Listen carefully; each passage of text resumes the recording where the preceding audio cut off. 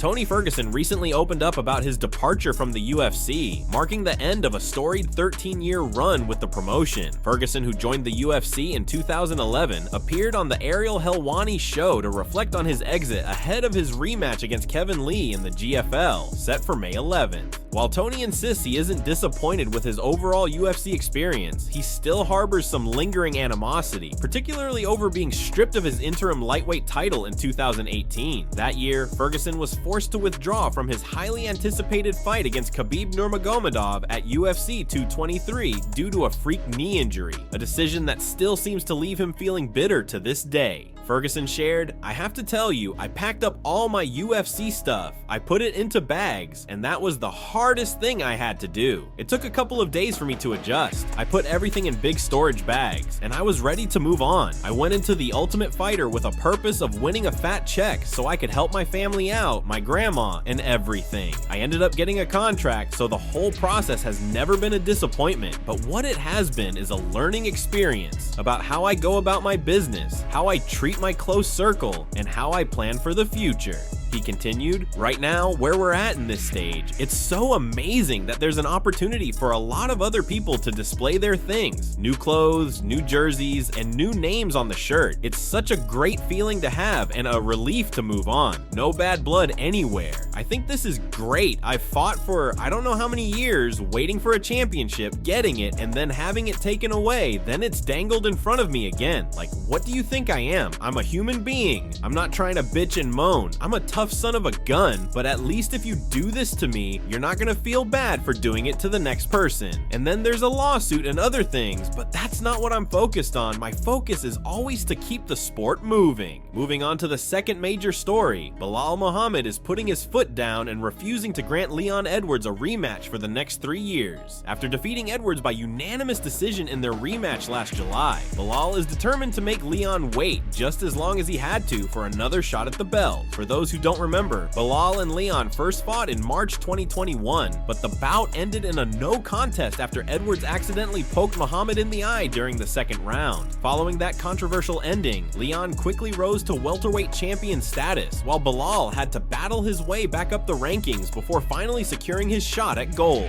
Now that the tables have turned, Belal isn't planning on giving Edwards any favors. In a recent interview, Muhammad made his stance clear. "I don't know where Leon's thinking is at, but Leon, you have a full 3 years before you can even think about a rematch. It's gonna be a long road of fighting contenders for you. You gotta love it. Let's just say old jokes. I've gone red, you made me laugh. Let's say UFC comes here. Let's say Leon goes out there and smokes Sean Brady, which isn't going to be easy, of course. Shout out to Sean, but hypothetically, if Leon does that and the UFC calls me, I'd say no." Belal then doubled down on his reasoning, citing their first fight as the main motivation for making Leon wait. "He poked me in the eye and made me wait. That's what I'd say. Oh, 100% I would make him wait. I have my guy, the next guy in line anyway. I think it's Sean, so there's nothing he could do to skip Sean. I wouldn't allow that to happen. Even if it was the most impressive performance, like, nah, he can throw a cartwheel kick, spinning back fist, and I'm still gonna say, Leon still sucks." It's no secret that the UFC doesn't always let champions pick their opponents, so whether Belal will actually be able to keep Edwards waiting remains to be seen. But for now, Muhammad seems determined to give Edwards a taste of his own medicine.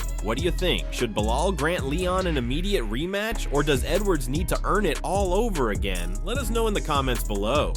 Next up, Magomed Ankalaev has expressed his willingness to grant Alex Pereira an immediate rematch if he wins their upcoming fight. Ankalaev, who faces Pereira this weekend, stated, "When it comes to me, I've never said no to rematches. There are already 2 in my career where someone said they deserved a rematch right away and I gave them that chance. So if it comes to me and I'm the one who decides whether he gets an opportunity for a rematch right away, of course, I'll say yes. I don't care how this affects him. I don't care if he takes it close to heart or not. What I know is we're looking at this fight as if it's the last fight ever, and we're going to do whatever we can to make sure we get this opportunity. We were supposed to get this opportunity a long time ago, and he was the one withholding the chance from us for a long time, so we're gonna prepare to do whatever we can to win. If he takes this thing personally, that's up to him. That's not what we're worried about. Waiting is the worst thing you can do. You just sit there and wait. Obviously, there was a little bit of frustration going on, but we've been asking for this and waiting for it. asking and waiting. It's just been a long time. Now, we finally got this opportunity, and that's behind us. We're gonna do whatever we can to make sure to get this victory. I don't know if the UFC appreciates me yet, but after this fight, they will make sure to appreciate me. Undergoes surgery after his UFC 313 withdrawal. Last week, Hooker had to pull out of his scheduled fight with Justin Gaethje due to a fractured hand. Although Hooker joked that he was willing to fight despite the injury, he was ultimately pulled from the card and replaced with Rafael Fiziev. Now, following his withdrawal, Hooker has undergone surgery to repair his fractured hand, sharing a pair of photos with fans on Instagram along with the caption, BRB. Hooker's withdrawal created massive buzz and uncertainty within the MMA community, as fans speculated who would step in to face Gaethje. But for Rafael Fiziev, there was no doubt when he was offered the fight. During an appearance on the Ariel Helwani show, Fiziev revealed that he was ready to go the moment he heard Hooker was out. He said, "When I heard Dan Hooker was injured, I straight away said, I'm ready, let's go." However, things took a turn when he was initially told the fight wasn't happening. Fiziev recalled, "The next day, they're saying, no, they don't want to fight you. I said, okay, and I went and ate 1 kilo of ice cream." But then, the very next morning, the UFC called back with a different message. They come and say, "Pack your bag," Fiziev said, explaining that he was thrown right back into the fight talks. However, he also mentioned that he had heard conflicting reports about the decision-making process. He stated, "I don't want to hurt anybody, but I hear his coach say, we don't want this fight." But Justin says, "Yes, for everybody, you know?" Now, after being forced off this past weekend's UFC 313 card, Hooker is looking to make his return this summer during International Fight Week. Fans are eagerly waiting to see how he recovers and what's next for him.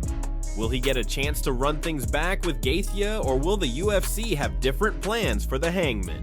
Tom Aspinall refuses to fight unless it's for the undisputed title. He recently revealed why he chose to defend his UFC interim heavyweight title against Curtis Blaydes. Aspinall says the decision was personal, explaining that he felt obligated to avenge his 2022 loss to Blaydes, a fight that ended in just 15 seconds due to a knee injury. The two finally ran it back this past July, and this time Aspinall left no doubt, scoring a first-round knockout to defend his interim title. Now, Aspinall is making it absolutely clear that he will not defend the interim belt again.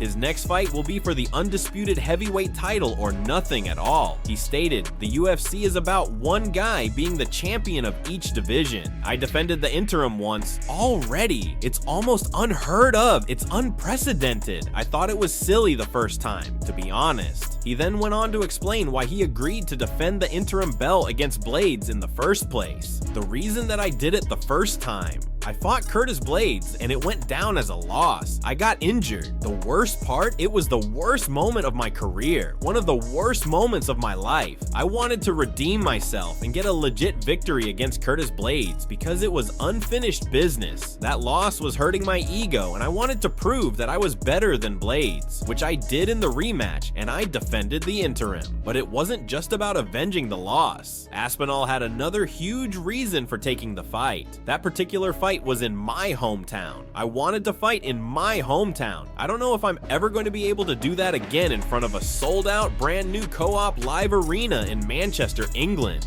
I don't know if I'm ever going to have that opportunity again. So for those two reasons, that's why I defended the interim, but I'm not doing it again. Aspinall believes he has done enough and that he deserves his shot at the undisputed title. I've cleared out the rest of the division. Undisputed, and that's it. That's what I'm worth next. I deserve a shot at being known as the best heavyweight walking around on planet Earth, which is why both me and the UFC don't want me to defend an interim again. So it's undisputed next. Doesn't matter who the opponent is. Undisputed next. Lastly, Alex Pereira had proposed a massive $200,000 BET, asking that the winner donate the full amount to children battling cancer. While the intention may have been good, the challenge sparked controversy, especially considering the timing of the call-out. Ankalaev, who is Muslim, quickly responded with a respectful but firm reply, making it clear why he could not accept the wager. Ankalaev tweeted, "As a Muslim, you know betting is forbidden in Islam. Islam. Also, as a Muslim, every year I have to give 2.5% of my wealth to charity. This is one of the 5 pillars of Islam. Many kids around the world are in need, and we can do things after the fight, but we don't have to publicize it. Your manager and my manager have a good relationship, and we can let them handle that. See you soon. Ramadan Mubarak. His response was met with a wave of support from the MMA community, with many fans praising his composure and principles. Some even called out Pereira for what they saw as a disrespectful and insensitive challenge, especially during Ramadan, a sacred time for Muslims. Many argued that if the goal was truly charitable, then there was no need to attach a betting aspect to it. Ankalaev's manager, Ali Abdelaziz, also stepped in, adding his thoughts to the discussion. He tweeted, "This is very notable of you, champ, to try and help the people in need, but we can do this the proper way with your team." The back and forth has only added more drama to this already high-stakes matchup, and fans are even more invested in seeing how this plays out inside the octagon. With both fighters locked in and ready to prove themselves, this showdown is shaping up to be one of the most talked about fights of the year. The MMA world is as unpredictable and thrilling as ever, and fans can't wait to see how these stories unfold.